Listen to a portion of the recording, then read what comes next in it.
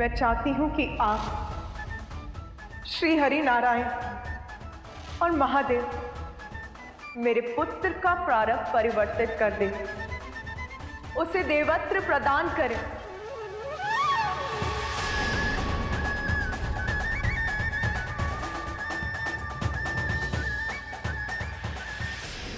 क्षमा करें माता, किंतु मैं आपका ये प्रस्ताव समझने में असमर्थ हूं। क्या केवल भोलेनाथ और आपके पुत्र होने मात्र गजानन को हम देवता के पद पर स्थापित कर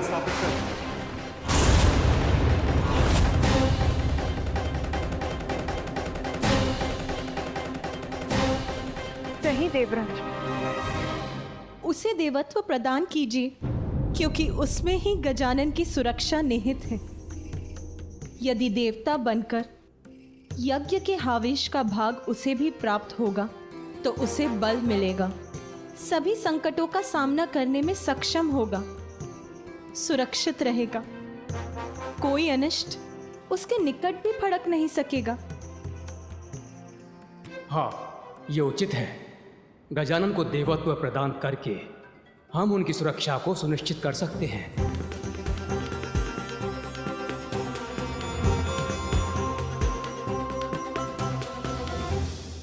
किंतु प्रभु, इस संसार में अनेकों बालक हैं और वो भी नाना प्रकार की विपदाओं में घिरे हुए हैं।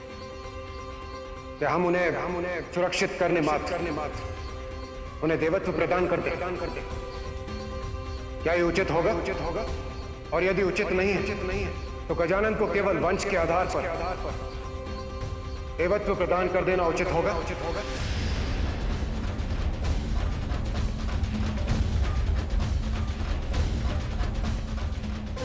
मात्र माता पार्वती और भोलेनाथ का पुत्र होने कारण हम उन्हें वो पद प्रदान करते जिस पद की योग्यता प्रमाणित करने के लिए उन्होंने अब तक कुछ भी नहीं किया,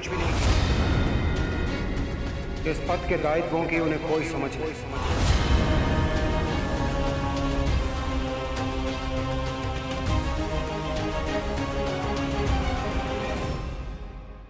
देवराज इंद्र, आप जो भी कहना चाहते हैं स्पष्ट कहिए, बताइए हमें आपका क्या प्रस्ताव है। क्षमा करें महादेव, किंतु मुझे आपके पुत्र से कोई द्वेष नहीं और ना ही मैं उसका कोई अहित चाहता हूं। जब उन्हें एक नवीन शीश की आवश्यकता पड़ी तो प्रभु वो मैं ही था जो उनके लिए शीश लेकर आया था। फिर मैं उनका अहित कैसे चाह सकता हूं प्रभु? इसलिए आप जो भी निर्णय लेंगे वो मुझे स्वीकार होगा। किंतु प्रभु, मेरा एक प्रश्न है, यदि आप अनुमति दे तो मैं पूछने का साहस करूं। प्रभु, क्या देवत्व किसी को भी इतनी सरलता से मिलना चाहिए?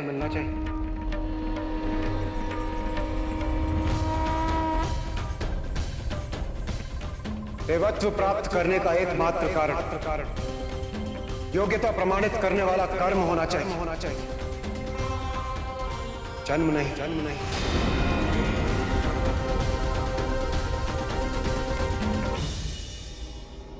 यदि जन्म से ही देवत्व प्राप्त होने लगे तो कर्म की क्या महिमा रह जाएगी? देवराज उचित कह रहे हैं। देवराज उचित कह रहे हैं। देवराज उचित ही तो कह रहे हैं। देवराज उचित कह रहे हैं। आप ही बताइए महादेव, क्या मैं उचित नहीं कह रहा? गौरी, देवराज इंद्र उचित कह रहे हैं। जन्म नहीं, कर्म के आधार पर, वंश नहीं, योग्यता के आधार पर ही देवत्व प्रदान किया जा सकता है। यही उचित है। गजानन अपने कर्म से देवता बनेगा, अन्यथा नहीं। क्योंकि देवता पद के साथ तो संसार का कल्याण जुड़ा है, इसलिए जो अपने कर्मों से अपनी योग्यता प्रमाणित नहीं कर सकता उसे मात्र उसके वंश, उसके जन्म के आधार पर देवता बनाना सर्वथा अनुचित है।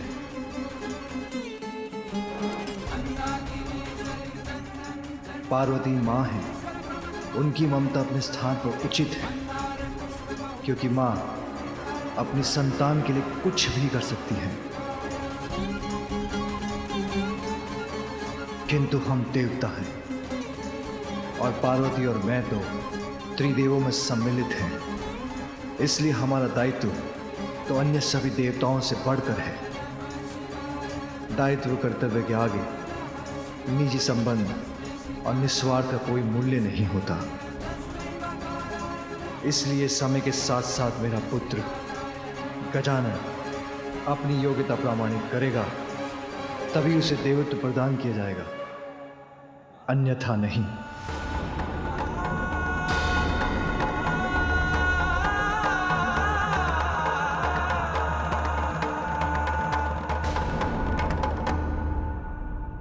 धन्य है महादेव, धन्य है आपका ये न्यायोचित निर्णय।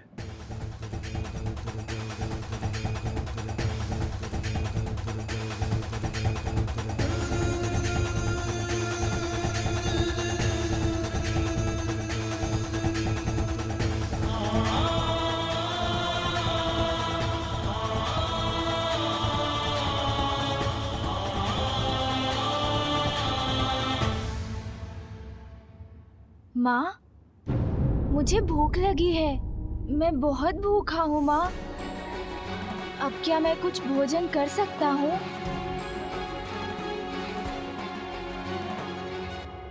इसे देवत्व प्रदान करने पर इतना गहन परामर्श हो रहा है, उसे बस अपनी भूख की चिंता है। माँ, मुझे भोजन करने की अनुमति दीजिए ना। अब मुझसे भूख सहन नहीं हो रही। हाँ पुत्र, मैं तुम्हें अवश्य भोजन कराऊंगी। माँ के पल्लू से चिपका ये बालक देवता बनने योग्य तो कदापि नहीं। नंदन भी भोले भाले, राग द्वेष व्यर्थ ना मन में पाले। माता के आंचल को पाके प्रसन्न, भोजन में क्रीड़ा में रहते मगन। क्या है देवत्व अनभिज्ञ है, माता के नेह पे कृतज्ञ है। इंद्र से यद्यपि माता को पितर, किंतु माँ पुत्र को देख के पुलकित।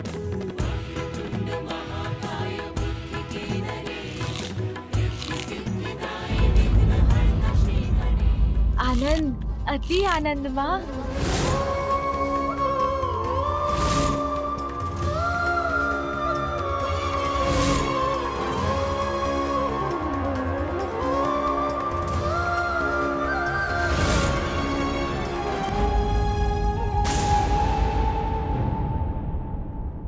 देवत्व प्राप्त करने का एकमात्र कारण योग्यता प्रमाणित करने वाला कर्म होना चाहिए।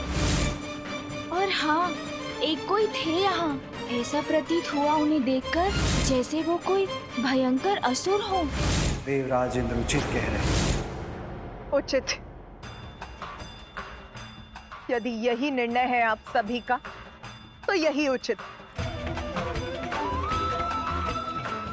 देवराज, उचित और अनुचित, योग्यता और अयोग्यता की बातें करते, ये जानते हुए भी कि मेरे पुत्र ने इतनी कम आयु में इतने विशाल संकटों का सामना किया। और जब उस पर अपने पिता के क्रोध को जागृत करने का संकट छाया, तो उस समय आप सभी सर्वथा योग देवगण में से कोई भी उसकी रक्षा के लिए नहीं आया। उचित तो ये होता देवराज कि आप उससे संघर्ष करने के स्थान पर उसे समझाने का प्रयत्न करते, क्योंकि वो तो एक अयोग्य बालक है और आप सभी योग्यताओं से परिपूर्ण देवराज इंद्र। किंतु माता वो किंतु परंतु नहीं देवराज। उचित तो ये होता कि आप उसकी सुरक्षा का उत्तरदायित्व निभाते। पूर्व में उसके संहार का कारण बने थे आप, और अब उसका तिरस्कार कर रहे हैं। क्या ये उचित है?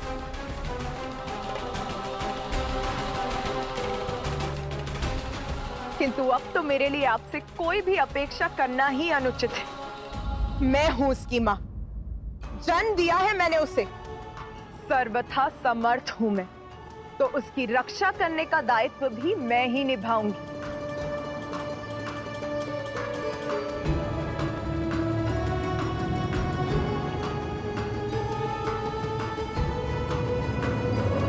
योग्यता और संस्कार जन्म से नहीं आते, कर्म से उन्हें प्राप्त करना होता है। उचित कह रही हूं ना मैं देवराज इंद्र? देवता है ना आप, और आप सभी भी। बहुत गर्व है ना आप सभी को देवता होने पर?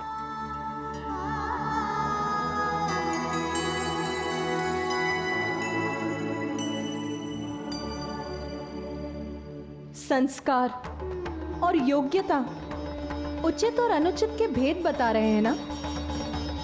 तो ये भी बताइए मुझे कि बिना अवसर प्रदान किए एक छोटे से बालक का तिरस्कार कहाँ का संस्कार है इंद्रदेव?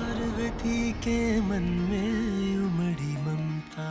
और रही बात योग्यता की, तो वो सभी में होती है। बस उसे निखारने के लिए उचित मार्गदर्शन और निरंतर परिश्रम की ही तो आवश्यकता है। के मन में उमड़ी ममता। अब मैं आपसे एक प्रश्न पूछती हूँ देवराजेंद्र, जब आपको आवश्यकता थी तो आपने मेरे पुत्र कार्तिकेय को सहस्त्र स्वीकार किया। अद्भुत बालक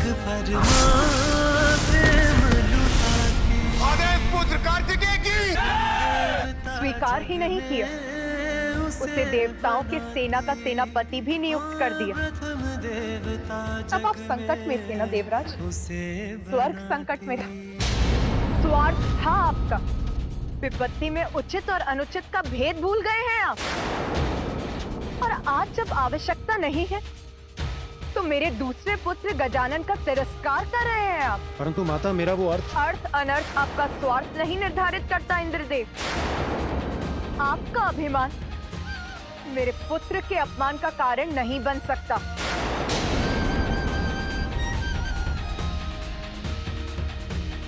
सुनिए सभी, मैं महादेव की अर्धांगिनी गजानन की माता आप सभी के समक्ष ये प्रण लेती हूं कि मैं अपनी ममता से, अपने संस्कारों से अपने पुत्र को इतना योग्य बनाऊंगी कि वो अपने कर्म से देवता ही नहीं बनेगा, अपितु आप सभी देवता उसकी पूजा करेंगे। सभी देवता उसकी पूजा करेंगे। आप सभी देवता उसकी पूजा करेंगे। और ये योग्यता वो प्राप्त करेगा अपने जन्म से नहीं, अपने कर्म से। मेरा पुत्र गजानन प्रथम पूज्य बनेगा, प्रथम पूज्य बनेगा, प्रथम पूज्य बनेगा, प्रथम पूज्य बनेगा।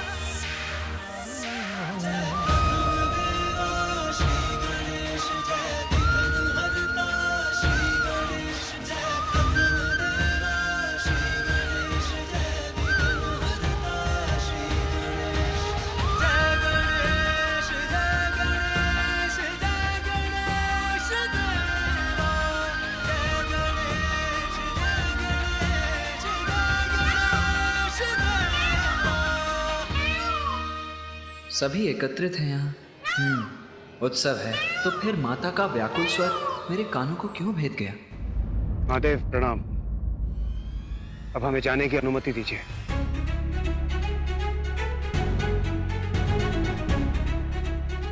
प्रणाम माता।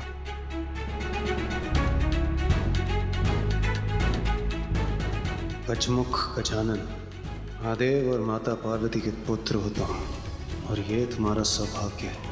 उसी में संतुष्ट रहो। देवत्व प्राप्त करने के योग्य नहीं होता।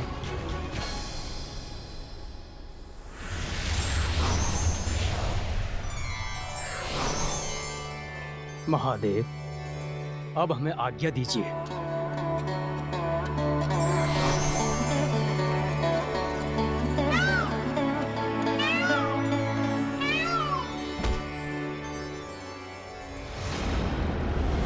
पाताल स्वामिनी सिंहिका।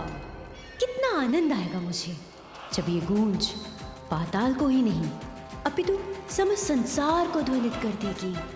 आहा, मेरा राज मुकुट है ये, और ये सिंहासन भी। पाताल की सर्वे सर्वा, असुरों की रानी हूं मैं।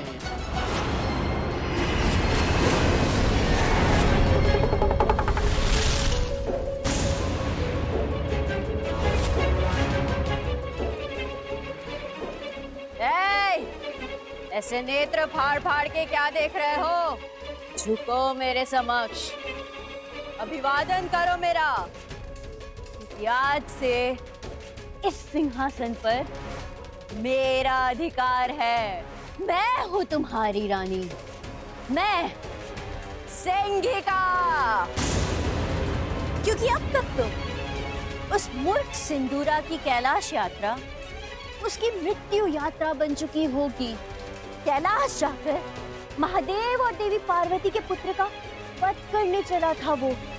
ब्रह्मदेव के श्राप को झुटलाने चला था वो। अवश्य अब तक उसका अंत हो गया होगा। इसलिए अब सिंदूरा के सिंहासन, उसके साम्राज्य और उसके कक्ष पर मेरा अधिकार है। तो जाओ, जिन ऋषि मुनियों को तुम पकड़ कर लाए हो उन्हें मेरे समक्ष मेरा भोजन बना के प्रस्तुत करो। भूख लगी है मुझे, मुझे भोजन चाहिए, मुझे भोजन चाहिए, मुझे भोजन चाहिए।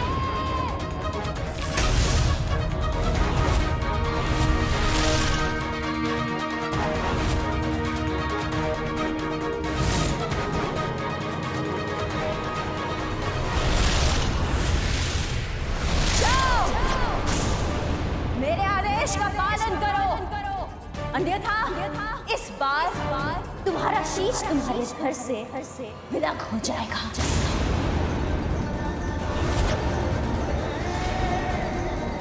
स्वामी, कुछ अनुचित तो नहीं कहा ना मैंने?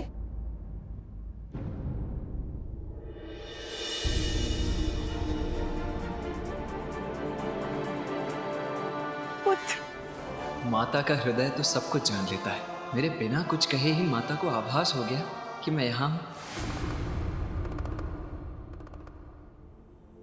मेरा पुत्र। हाँ माता, आपका पुत्र यही है। मैं आ गया हूँ माँ। अब आपके सब कष्टों को दूर कर दूंगा मैं।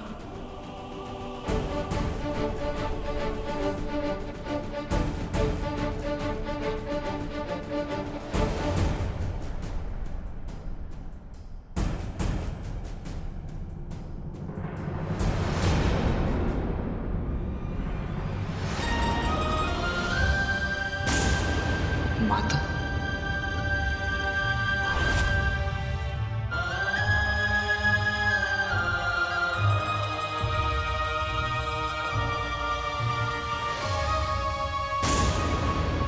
माता मुझसे मिलने मुझे आशीष देने नहीं आ रही थी?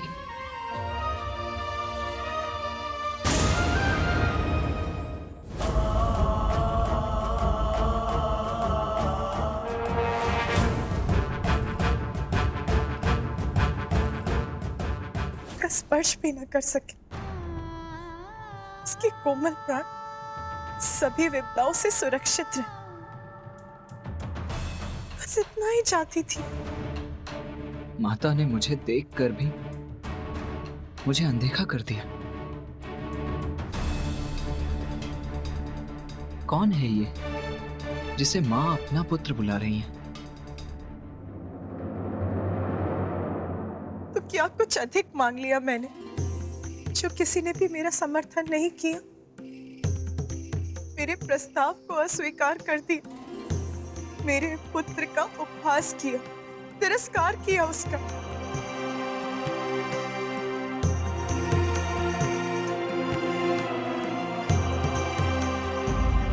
यदि मेरा बड़ा पुत्र कार्तिकेय यहाँ होता तो वो मेरी पीड़ा अवश्य समझता, साथ देता अपनी माँ का। तो माता ने अनदेखा नहीं किया मुझे। सत्य तो ये है कि उन्होंने मुझे देखा ही नहीं।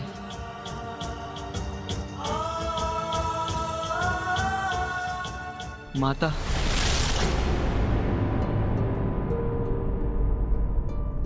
ये स्वर तो मेरा पुत्र। कहाँ हो तुम पुत्र? यही हूं माँ।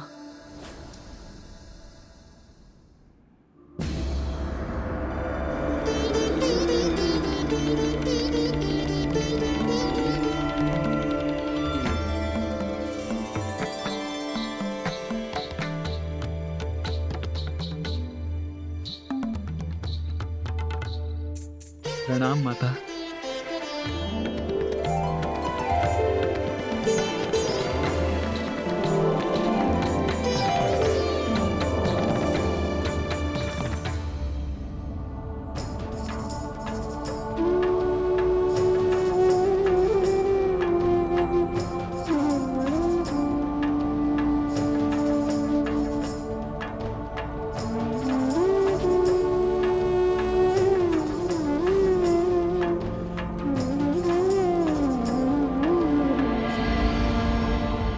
प्रणाम पिताश्री।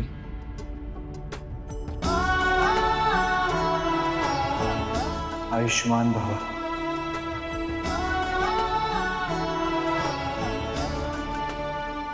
पुत्र तो मां गए पुत्र।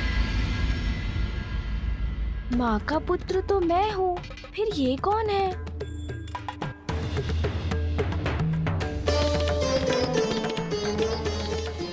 ये विचित्र गजमुख बालक कौन है और ये मेरे और माता के मध्य क्यों है?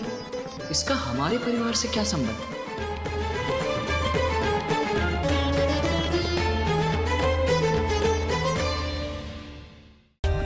For more updates, subscribe to our channel, click the show links and enjoy watching the videos.